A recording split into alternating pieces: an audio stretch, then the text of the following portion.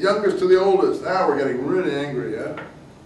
This is lovely, y'all, story, a really good story. No one ever forgets this story. And the men said, "If you have anything here, take everything you have. The Lord is going to destroy this place." He spoke to his sons-in-laws, "We're going to marry his daughters. Come, come, let's leave this place. Yahweh's going to destroy this town." And the angel said, "Come on, come on, take your wife, 2 daughters." There's also a geographical place object involved in this story. Yeah? Do you think this could be similar to the rape incident in Judges? It's very similar. Probably would. Since we haven't gotten there yet, I don't remember which one it is. But yeah, Yephthah's daughter. It's here's my virgin daughter, and it's talking like, "Please let me bring them out." Oh yeah, that's the end of Judges. Yeah. He's probably drawing on similar material, right? Probably drawing on similar material. Yeah, but that's not as famous as this one. Right? That's just some material at the end of Judges. That's kind of like no one even knows about it. But yeah, it's there. But it's probably, yeah, he's probably stolen the theme from this one. That's about some people taking vengeance on which tribe are they after there? They don't like Benjamin. Yeah, I think it's Benjamin, one of the tribes. One of the tribes that didn't live up to its responsibilities.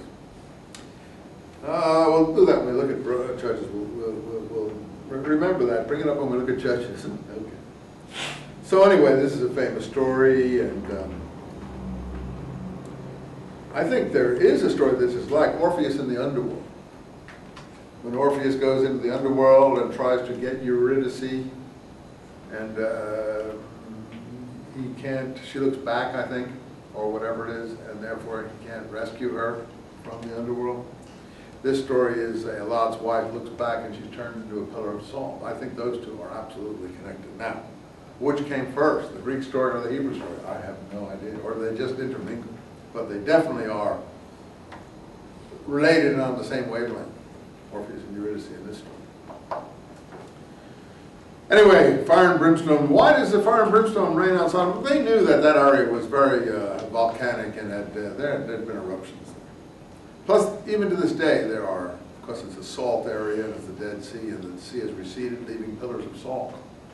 Because the sea evaporates, you know. Its evaporation is faster than it's being filled up. So there are pillars of salt, and so I'm sure the tourist guide has come in here again. Yeah, you see that salt pillar over there? That's Lot's wife. And I've had people tell me even now, tourist guys say, that's Lot's wife there. You know, you go by on the tourist bus and they show you, oh, there it is. I don't know if it is or not. I'm just saying, so, you know, I'm sure they were doing it back then and they're doing it now, and this got woven into the story. Now, I don't know all the elements, how they wove it together. I'm not the storyteller. But God does destroy it. Lot's wife looks back, turned into a pillar of salt. Line 26. And they can see the smoke rising across the plain. So they've seen, I'm sure it is up in the hills. If you look down on this weird plain in the Jordan Valley and the Dead Sea, and you really do look down. You can see it from Jerusalem, even the Dead Sea. And I'm sure that in you know, earthquakes or things like that, people have seen this, you know, things rising from the plain. And this is a very vivid, like smoke from a furnace.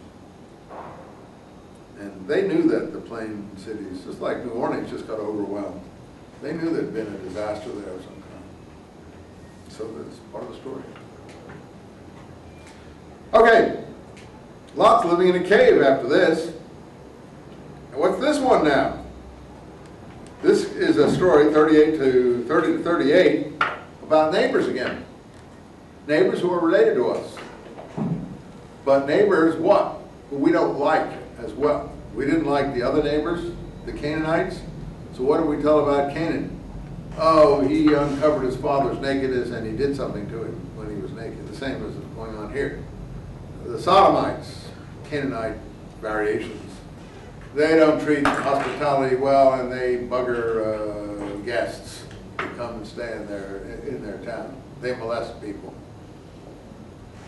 What are these people? Oh, you want to tell a nasty story about your neighbors? You know, in Arabic, if you want to curse someone, you say, your sister. Meaning, you know what to your sister. I think in Spanish too, it's tu madre. That's an insult, meaning you know what to your mother. And this one is, okay, you know what you people are? Your father was in a cave and he was drunk again. And he had some sons. And I guess because everyone was destroyed, the implication is there's not a lot of women around.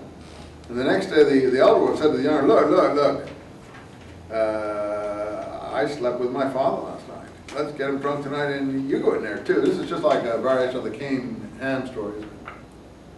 This is Lot and his sons, because they're relatives, but they're not really people the Hebrews respect. Huh? Oh, is it? It isn't the father. It's the daughter. Pardon me. It's Lot. Oh, pardon me. Okay, so it's not the sons. It's the daughters. Okay. I'm thinking of the Ham story. Pardon me. Yeah. So this one isn't sodomy because Lot isn't doing that, but he's having relations with his daughters. There are no men around for them. That's it. There are no men around for them, and so they go in and sleep with their father. So the elder gave birth to a son named Moab. Line 37. Thanks a lot for birth. I appreciate it. And your eyes on me because I'm doing this quick and I missed it. And I think it's worth going through these stories. So I don't think you read the Old Testament if you don't go through the stories. And the only way to go through them is to do it out loud. Because if you just do it yourself, you soon forget. Do it out loud. It really helps. So here, the first one is Moab, and the Moabites were the neighbors across the Dead Sea, on the other side of the Dead Sea, in Jordan, we now call Transjordan. And the Ammonites are the descendants of the second daughter. So you see, why is this a nasty story? Because the Hebrews would say, you see those people over there across the Jordan there? They're actually descendants of incest. You know, their ancestors were, father had relations with a daughter who was not able to, control herself. There's a story in here even against Judah, isn't there? Where Judah is taking a little walk near the I don't know where in the desert, and there's a lady there who had been the wife of one of his sons. And she had been the wife of sons who each one had died for some reason when they had relations.